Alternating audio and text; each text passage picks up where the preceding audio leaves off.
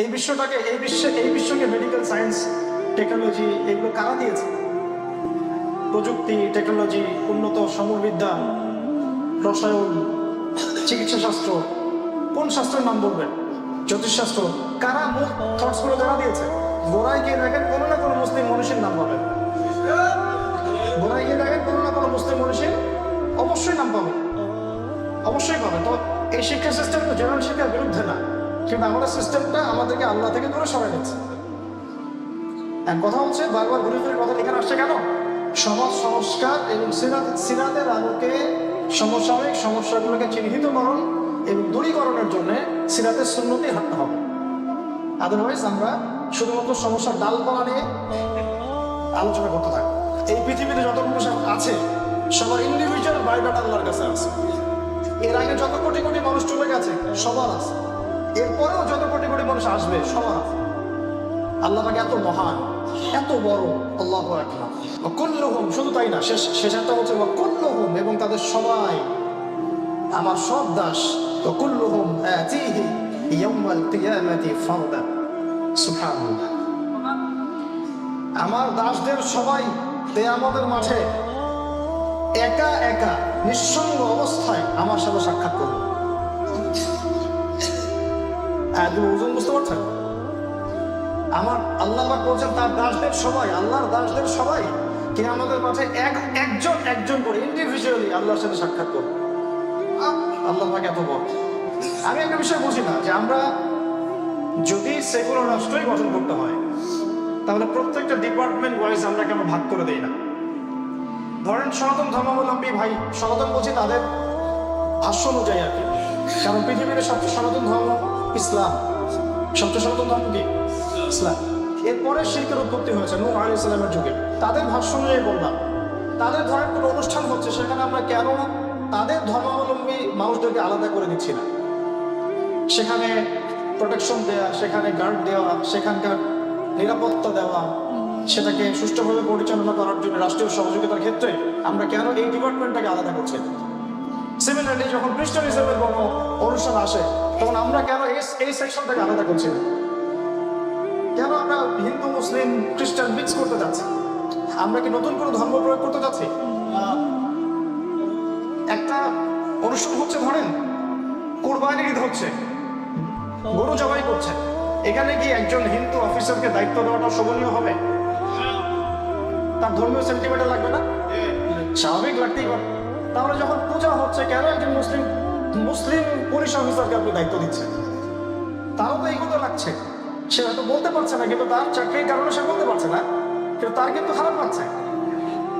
Similarly যখন একটা বড়দিন হচ্ছে সোকর, তখন কেন মুসলিম সেনাবাহিনী অফিসার সেখানে পাওয়া দিবে, অন্য অফিসার দেয় না? আমরা কেন মুসলিম প্রধান দেশের ডিপার্টমেন্টগুলোকে আলাদা করতে পারছি না? ইসলাম শুধুমাত্র একটা ধর্মীয় কৃষ্টি কালচারের নাম নয়, বরং এটা পুরো একটা কোড অফ লাইফ, যে আমার পুরো জীবন ব্যবস্থাটাই এর মধ্যে আওতাভুক্ত। যখন আমরা এর বাইরে চলে যাই তখন আমরা সেকুলার হয়ে যাই। সেকুলার হয়ে গেলেই আমরা সব ধর্ম গুলিয়ে একটা নতুন ধর্ম বানানোর চেষ্টা করি। এবং এটা আপনি বুঝে বা না বুঝে এই সেকুলারিজমের পাল্লায় পরেই ঈমান হারাচ্ছেন, কুফরি করছেন, শিরক করছেন। মেরি ক্রিসমাস বললেন, হয়তো বুঝে বলেন নাই কিন্তু শিরক হয়ে গেছে। হয়তো বুঝেন নাই কিন্তু শিরক হয়ে গেছে। কত বড় শিরক? আকাশ ফেটে পড়ার মতো শিরক। আমি একটু আগে দেখালাম আয়াত বলে, আকাশ চূর্ণ বিচূর্ণ হওয়ার মতো শিরক। আরো বিস্তারিত অনেক তাফসীর আছে, ওইটা আছে আলোচনার টপিক না। তো প্রথম যে কথাটা আমি বলতে চাচ্ছি, যে আমরা মুসলিমরা যেন এই কনসেপ্টটা দূর করতে পারি। কোন কনসেপ্টটা? ইসলাম শুধুমাত্র নামাজ, রোজা, হজ, যাকাত, তাসবিহ, তাহলিলের নাম নয়। খালাস। ইসলাম শুধুমাত্র নামাজ, রোজা, হজ, যাকাত, তাসবিহ, তাহলিলের নাম নয়। ইসলাম হচ্ছে একটা কোড অফ লাইফ। আমি নামাজ পড়লেও কোরআন সুন্নাহ ফলো করেই করতে হবে, আমি ব্যবসা করলেও কোরআন সুন্নাহ ফলো করেই করতে হবে, আমি চাকরি করলেও কোরআন সুন্নাহ ফলো করেই করতে হবে, রাজনীতি করলেও কোরআন সুন্নাহ ফলো করেই করতে হবে, অর্থনীতির ক্ষেত্রে গেলেও কোরআন সুন্নাহ ফলো করেই করতে হবে, সাংস্কৃতিক জীবনেও কোরআন সুন্নাহ ফলো করেই সাংস্কৃতিক চর্চা করতে হবে। সিমিলারলি শিক্ষা সিস্টেম যখন বলবো তখনও কোরআন সুন্নাহ ফলো করেই করতে হবে। এদিকে হয়েছে একটু পিছনে চলে যান, 71 সাল, আরো পিছনে যান 47, যখন থেকে পরিবর্তনগুলো হয়েছে, বড় বড় পরিবর্তনগুলো ব্রিটিশরা চলে যাওয়ার পর থেকে আসলে কি এমন কোনো রাষ্ট্রের কাঠামো গড়ে উঠেছে কিনা? না, বরং আমরা মুসলিমরা এখন পর্যন্ত আইডেন্টিফাই করতে পারি নাই যে আমাদের আদর্শিক দ্বন্দ্বটা কোথায়। আমরা যে শিরকের মধ্যে ডুবে যাচ্ছি, কুফরির মধ্যে ডুবে যাচ্ছি, এইসব তন্ত্রমন্ত্রের কারণে এটি বুঝতে পারিনি। এই জন্য আমার ভাই আব্দুল্লাহ মসজিদের নামাজও পড়ে, ঈদের নামাজও পড়ে, আবার সুদও খায়, আবার ওই সফর পশ্চিমা রাজনীতিও করে। কিন্তু সে আব্দুল্লাহ লা ইলাহা ইল্লাল্লাহ কালিমা পড়েছে এবং সে মারা গেলে তার জানাজা 2 বার হয়, কয়বার হয়? বড় বড় ক্ষেত্রে জানাজা হচ্ছে। সে দাবি করে আমি মুসলিম, তার বাসায় কোরআন আছে, সেও চায় আমার ছেলে হাফেজ হোক, সেও চায় যে আমার আহলিয়ারা পর্দায় থাকুক। কিন্তু এইদিকে ইকোনমি, কালচার, এডুকেশন এবং পলিটিক্স, এই 4টা বড় বড় ডিপার্টমেন্টে তারা আল্লাহর সাথে শিরক করছে, কুফরি করছে। এখন পর্যন্ত আমরা এই কনসেপ্টটা ক্লিয়ার করতে পারি নাই। নবী মুহাম্মদ সাল্লাল্লাহু আলাইহি ওয়াসাল্লাম যখন উসওয়াতুল হাসানাহ হিসেবে এসেছেন, তিনি শুধুমাত্র নামাজ, রোজা, হজ, যাকাতের উসওয়াতুল হাসানাহ নন। বুঝতে পারছেন? তিনি শুধুমাত্র নামাজ, রোজা, হজ, যাকাতের উসওয়াতুল হাসানাহ নন, তিনি ইকোনমিক্সেরও উসওয়াতুল হাসানাহ, তিনি কালচারেরও উসওয়াতুল হাসানাহ, তিনি এডুকেশনেরও উসওয়াতুল হাসানাহ, এবং সবকিছুর মধ্যে অবশ্যই তিনি রাজনীতিরও উসওয়াতুল হাসানাহ। এই কনসেপ্টটা আমরা তরুণ প্রজন্মকে একদম পরিষ্কার খোলামেলা শেখাতে চাই এবং দাওয়াতটা এখন থেকে যেন বেগবান হয়, এবং এই দাওয়াতটা আপনাদের সবাইকে দিতে হবে।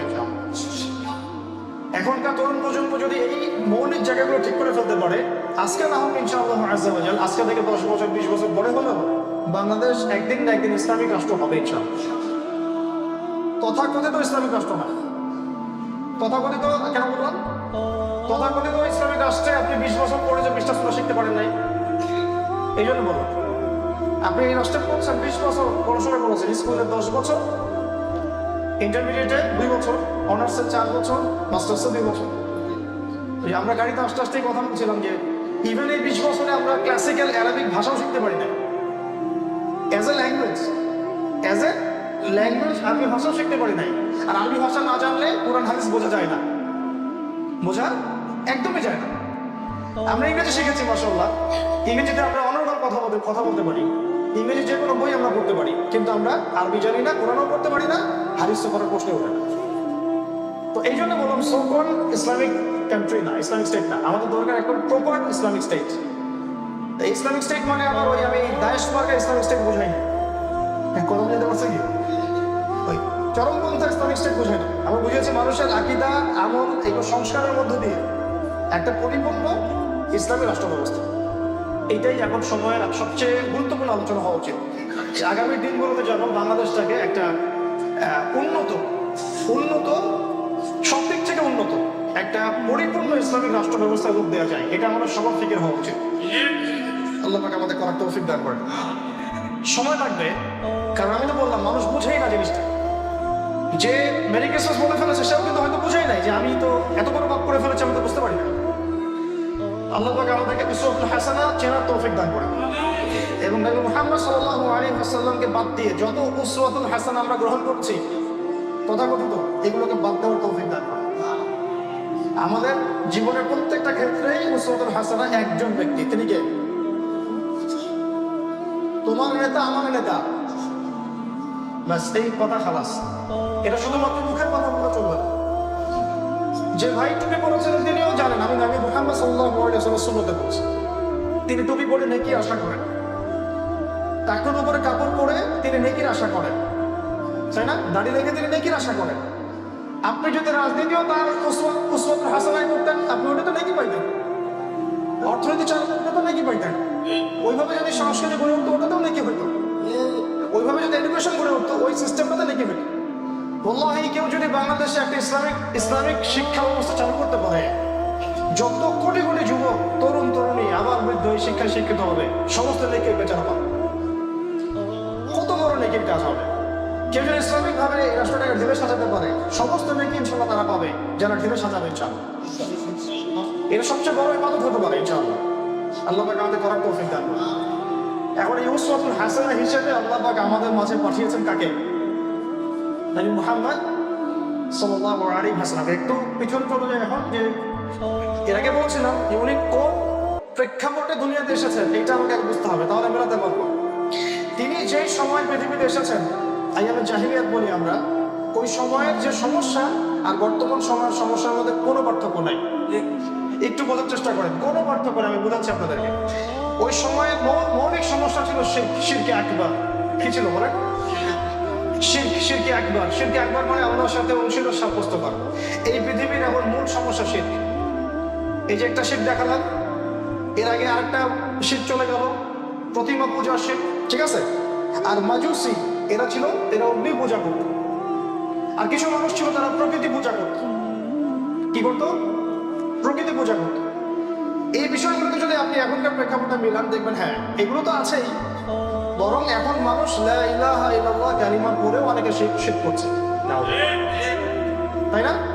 কেউ তো লা ইলাহা ইল্লাল্লাহ না বলে শিরক করছে, যেমন স্ট্যাচু ওয়ার্শিপ যারা করছে, যারা তিন খোদায় বিশ্বাস করছে, যারা মুহাম্মদ সাল্লাল্লাহু আলাইহি ওয়াসাল্লামের পরেও নবুয়ত দাবি করছে, এরকম লোক আছে বাংলাদেশে। তারপরে যারা প্রকৃতি পূজা করছে, চন্দ্র সূর্য গ্রহ নক্ষত্রের পূজা করছে, যারা অগ্নি পূজা করছে। শুধু তাই নয়, বাংলাদেশে, আমি বাংলাদেশ নিয়ে কথা বলছি, যেহেতু বাংলাদেশের মধ্যে লা ইলাহা ইল্লাল্লাহ কালিমা পড়েও বহু মানুষ শিরক করছে। বহু মানুষ লা ইলাহা ইল্লাল্লাহ কালিমা পড়েও, যেমন একটা মিসাল তো দিলাম, না বোঝার কারণে তথাকথিত সেকুলারিজমে চলে গেছে, তথাকথিত কমিউনিজমে চলে গেছে, এবং তথাকথিত কট্টর ডেমোক্রেসির মধ্যে চলে গেছে। আবার বহু মানুষ কবর পূজা করছে, মাজার পূজা করছে, তাই না? অলি আউলিয়াদেরকে শ্রদ্ধার নামে তাদের কবরে শ্রদ্ধা করা হচ্ছে, এটা হচ্ছে না? অনেকে কবরকে কেন্দ্র করে তাওয়াফ পর্যন্ত করছে, এমন হচ্ছে। অনেকে দেখা যাচ্ছে যে নবী সাল্লাল্লাহু আলাইহি ওয়াসাল্লামের পরে জনৈক ব্যক্তি নবী দাবি করেছেন, তার অনুসারী হয়ে বসে আছে। আমরা উত্তরবঙ্গে ঘুরে এসে দেখেছি ওখানে ইসাই মুসলিম নামে একটা নতুন ধর্ম চালু হয়েছে, ইসাই মুসলিম। এগুলো পরিকল্পিত, এগুলো তো শিরক আছে। এর পাশাপাশি দেখবেন শিরক কাকে বলে, কত প্রকার, কি কি, এই কনসেপ্টটুকু সবার ক্লিয়ার না। শিরক যে রুবুবিয়্যাতের মধ্যে হচ্ছে, উলুহিয়াতে হচ্ছে, আসমা সিফাত হচ্ছে, মানুষের মধ্যে ক্লিয়ার না কনসেপ্ট। শুধু তাই না, ওই 20 বছরেই ফিরে যায়, ওই 20 বছর আপনি শিরক নিয়ে কোনো আলাদা ফ্যাকাল্টিও আপনি দেখতে পারবেন না। সবচেয়ে বড় মারাত্মক জঘন্য পাপটাকে কেন্দ্র করে কোনো পড়াশোনা করানো হয় না, ডিপ করে পড়াশোনা করানো হয় না। এমনকি আপনি বিসিএস ক্যাডারদেরকে জিজ্ঞাসা করেন তাওহীদ কত প্রকার, শিরক কত প্রকার, দেখবেন অনেকেই বলতে পারছেন, কারণ তারা এটা এডুকেশন ওয়াইজ তারা পড়ে না, এটা একাডেমিক্যালি এটা পড়ে নাই। কি পড়েছে? অনেক কিছুই পড়েছে, রবীন্দ্রনাথ, শরৎচন্দ্র, বঙ্কিমচন্দ্র, হুমায়ুন আহমেদ, হুমায়ুন আজাদ, সব শেষ। ফিজিক্স, কেমিস্ট্রি, বায়োলজি সব পড়া শেষ। পারমাণবিক ভর, পারমাণবিক সংখ্যার নাম বলেন, পর্যায় সারণী একদম গড়বড় করে বলে দিন, সবাই বলে দিতে হবে, অনেকে বলে দিন। হায়ার ম্যাথের বড় বড় সূত্রগুলো মুখস্থ হয়ে গেছে, নিউটন পড়া শেষ, সব শেষ, কিন্তু কোরআন তেলাওয়াতটা ঠিক নাই, কোরআন তেলাওয়াতটাও ঠিক নাই। শিরক কাকে বলে, কত প্রকার তারা জানছেন। তো ঘুরে ফিরে কথা ওইখানে যাচ্ছে আর কি, শিক্ষা ব্যবস্থাটাকে ভেবে সাজানো খুব জরুরি। না হলে আমাদের এই নতুন প্রজন্ম আবার দেখা যাবে আবেগে হয়তো অনেক কিছু করবে ঠিকই, কিন্তু বেস ঠিক হবে না, বেসটা ঠিক করতে হবে। এই প্রজন্ম যা শিখেছে তারা একাডেমিক্যালি শিখে নাই, হয়তো কোনো হুজুরের কাছে শিখেছে, বা লেকচার শুনে শিখেছে, বা কোনো স্কলারের কাছে গিয়ে শিখেছে। তারা এই 20 বছর ঢেলে দিয়ে শিখতে পারে না, প্রতিষ্ঠানে তারা শিখে নাই। তো এই শিরকের সমস্যাটা মুসলিমদের মধ্যেও আছে। ইভেন আল্লাহ পাকের হালালকে মুসলিমরা হারাম করে নিচ্ছে, আবার আল্লাহর হারামকে তারা হালাল করে নিচ্ছে। আমাদের দেশে মাদকের আইন পাশ করা আছে, কি করা আছে? পাশ করা আছে। এই জায়গায় তো বলি যে আমরা তো ডেমোক্রেসি বুঝি নাই, আমরা পশ্চিমাদের ডেমোক্রেসি আর ওদের যে ফাঁদ, এটা আমরা বুঝতে পারি নাই। ওরা আমাদের মতো করে এই ডেমোক্রেসি চর্চা করে না, আমাদের মতো করে তারা করে না, আমরা যেভাবে করতে চাই। আমরা বেশি প্রভুমুক্ত হয়ে গেছে। আল্লাহ পাক আমাদেরকে এই শিরকগুলো থেকে বেঁচে থাকার তৌফিক দান করুন। এগুলোও কিন্তু শিরক, শুধু যে অমুসলিমরা শিরক করছে তা না, মুসলিমরাও শিরক করছে। এগুলো শিরক এবং কুফরের পর্যায়ে পড়ছে। সুবহানাল্লাহ। এরপরে ওই সময় ছিল সুদের ফিতনা। এখনকার সুদের ফিতনা নিয়ে বললে আলাদা সেশন লাগবে, ওটা আরো 2 ঘন্টা আলোচনা। সুদ কাকে বলে, কত প্রকার, কি কি ভুলেই গেছে মানুষ যে কাগজের টাকার মধ্যে সুদ আছে। মানুষ এগুলো এখন বললে বিশ্বাসও করতো না, এখন তো বিশ্বাস করে কিছু কিছু। ইলেকট্রনিক মানির মধ্যে যে সুদ আছে, মানুষকে আগে বললে মানুষ আমাদের দিকে হাসতো আর কি। এখন তারা বোঝে না এখানে সুদ আছে, আরো ভয়ঙ্কর সুদ আসবে। যেটা হলো ক্রিপ্টোকারেন্সি, এবং যেটাকে আমরা বলছি যে বিটকয়েন্স, এটা আরো ভয়ঙ্কর। এটার উপর এটা কেন ভয়ঙ্কর? কারণ সেন্ট্রাল ব্যাংকের আন্ডারে যে সুদগুলো থাকে এটার উপর সেন্ট্রাল ব্যাংকের গভর্নমেন্টের নিয়ন্ত্রণ আছে, কিন্তু বিটকয়েন্সের উপর গভর্নমেন্টের কোনো নিয়ন্ত্রণই নাই। কোনো দেশের গভর্নমেন্টের কোনো নিয়ন্ত্রণ নাই বিটকয়েন্সের উপরে। আরো মারাত্মক সুদ সুদ আমাদের দেশের মানুষ এই সুদটা বুঝে যে এই ঈদের আগের রাত্রে কচকচা টাকা নেই, আমরা নিয়ে একটু বেশি টাকা দেই না, এখানে যে একটু বেশি টাকা দিয়ে কচকচা টাকা দিলাম এটা সুদ, সে বুঝতে পারছে। এখন থেকে মানুষ এটা বুঝতে পারে, বলে যে হ্যাঁ এটা সুদ আছে। কারণ আপনি অল্প টাকা দিয়ে বেশি, মানে অল্প টাকা দিয়ে বেশি টাকা নিতে পারবেন না, বেশি টাকা দিয়ে অল্প টাকা নিতে পারবেন না, সেম মতো হবে জিনিসটা।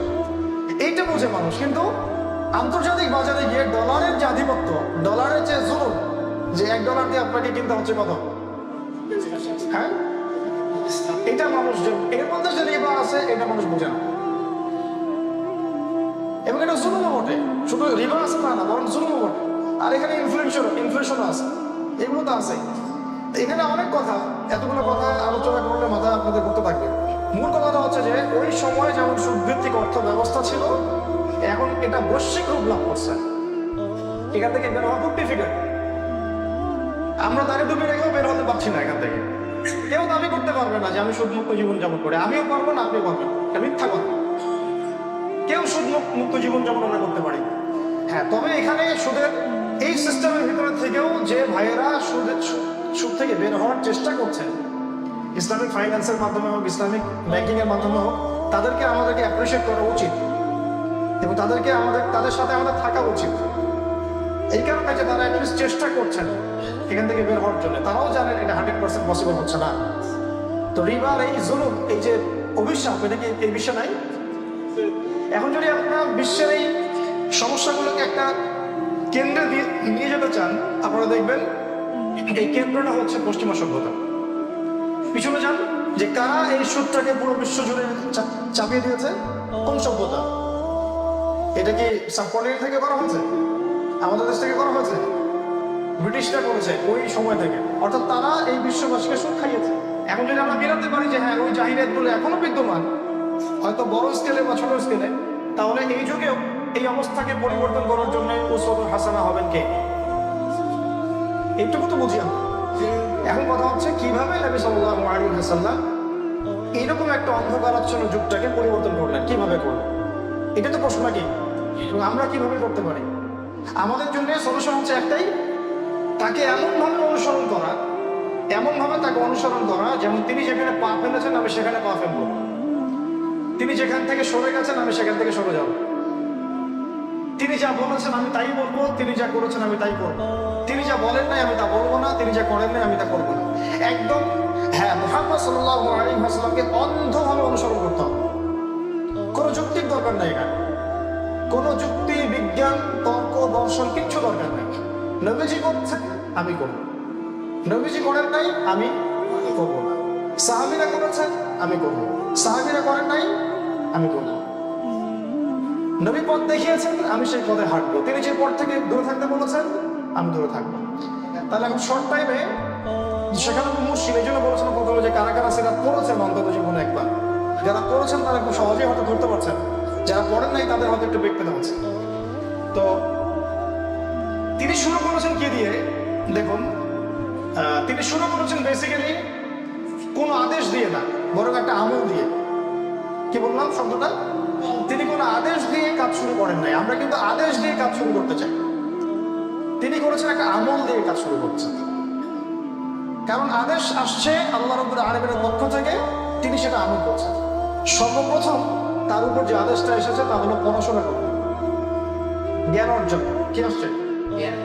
ওই যে ঘুরে ফিরে কথা 20 বছর যাচ্ছে না, কেন যাচ্ছে? কারণ আমি প্রবলভাবে ফিল করি ওই 20 বছরে যদি আমরা অন্তত পক্ষে আমরা একটা ম্যান্ডেটরি সাবজেক্টে যেভাবে গুরুত্ব দিয়েছি ওইভাবে যদি আমরা কোরআন হাদিস আরবিকে গুরুত্ব দিতাম, তাহলে আজকে আমরা আমাদের মধ্যে থেকে স্কলার থাকতো, এখান থেকে মুফতি হতো, এই সিস্টেম থেকেই মুহাদ্দিস মুফাসসিরের জন্ম হতো, কিন্তু হয় নাই। আর আপনাদের কাছে পরিসংখ্যান, আমার কাছে পরিসংখ্যান আছে যে বাংলাদেশে কত কোটি ছেলে মেয়ে জেনারেল শিক্ষায় শিক্ষিত হচ্ছে, কত কোটি প্রতি বছর।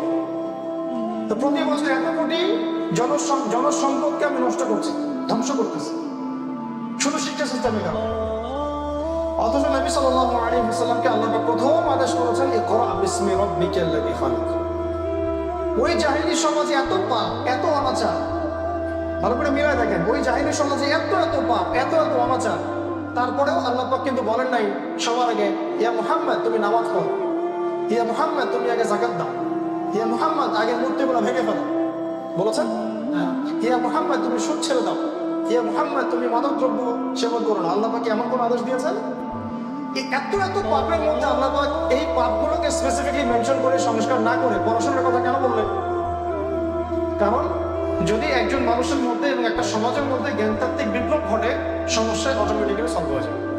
এই কারণে সমস্যার গোড়ায় আল্লাহ রাব্বুল আলামিন হাত দিয়েছেন। সমস্যার গোড়াটা হচ্ছে এই সমাজের মধ্যে আলো নাই, এই সমস্ত অন্ধকার। এই অন্ধকারাচ্ছন্ন সমাজটাকে আলোকিত করতে হলে একটা আলোর উৎস দরকার। সে আলোর উৎসটাই হচ্ছে কোরআন। উৎসটা কি? কোরআন। এটাই আল্লাহ নবী সাল্লাল্লাহু আলাইহি ওয়াসাল্লাম পড়তে বলা হচ্ছে, কোরআন বিসমি রাব্বিকাল্লাযী খালাক। আপনি পড়েন আপনার রবের নামে যিনি আপনাকে সৃষ্টি করেছে। তাহলে আমাদের সমাজে, আমাদের দেশে বা আমাদের বিশ্বে এত এত সমস্যা, এত এত সমস্যা লিস্ট করলে 100টা 1000টা হবে। একটা একটা করে কি আমি সলভ করতে পারবো? তাহলে একটা একটা করে সলভ করতে গেলে আমার 1000 বছর লাগবে, কিন্তু যদি নবীর সুন্নতে হাঁটি আমার 23 বছর লাগবে। বুঝতে পারছি? যদি একটা একটা করে ধরে আমি সলভ করতে চাই তাহলে আমার 1000 বছর লাগবে, হয়তো তাও হবে কিনা আল্লাহ ভালো জানেন। আর যদি নবীর সুন্নত ধরে আগাই আমার 23 বছর লাগবে। 23 বছর আমরা হাঁটি নাই পথে, 23 বছর তো উল্টাপাল্টা পড়াশোনা করবো। ভেবে দেখেন কথাগুলো, 23 বছর আমরা হাঁটি নাই, 23 বছর আমরা উল্টাপাল্টা পড়াশোনা করছি। আর আল্লাহ নবীকে আল্লাহ পাক বলছেন ইকরা বিসমি রাব্বিকাল্লাযী খালাক। আপনি পড়েন আপনার রবের নামে যিনি আপনাকে সৃষ্টি করেছেন। খালাকাল ইনসানা মিন আলাক, যিনি মানুষকে সৃষ্টি করেছেন জমাট বাঁধা রক্তপিণ্ড থেকে। ইকরা ওয়া রাব্বুকাল আকরাম, পড়েন আপনার রব মহিমান্বিত। আল্লাযী আল্লামা বিল কলম, যিনি মানুষকে কলম দ্বারা জ্ঞান শিক্ষা দিয়েছেন। আল্লামাল ইনসান মা লাম ইয়ালাম, তিনি মানুষকে সেই জ্ঞান শিক্ষা দিয়েছেন যা মানুষ জানতো না। আমরা সৃষ্টিগতভাবে জ্ঞানী ছিলাম না, আল্লাহ পাক আমাদেরকে জ্ঞান শিক্ষা দিয়েছেন তাও কলম দিয়ে। আল্লামাল আদামাল আসমাআ কুল্লাহা, আল্লাহ পাক বলেছেন আমি আদমকে সমস্ত নাম শিক্ষা দিয়েছি। সুবহানাল্লাহ, আল্লাহ পাক আমাদের পিতাকে সমস্ত নাম তার পক্ষ থেকে শিক্ষা দিয়েছে। তাহলে জ্ঞানের মূল উৎসকে আমাদের শিক্ষা সিস্টেমের সাথে কি জ্ঞানের উৎসের সম্পর্ক আছে? আদৌ নাই। তাহলে আমরা কিভাবে জ্ঞানী হব? আর ওই জ্ঞান দিয়ে কিভাবে বা সংশয় করা যাবে? আল্লাহ পাক আমাদের এই শিক্ষা সিস্টেমটাকে ঢেলে সাজানোর তৌফিক দান করেন। এই সিস্টেম কি জেনারেল শিক্ষার বিরুদ্ধে? কখনোই না। কিন্তু এমনভাবে রিফর্ম করা যায় যাতে আমার ছেলে মাশাআল্লাহ ধর্মীয় জ্ঞানও পারদর্শী হবে, বৈষয়িক জ্ঞানও পারদর্শী হবে। হতেই পারে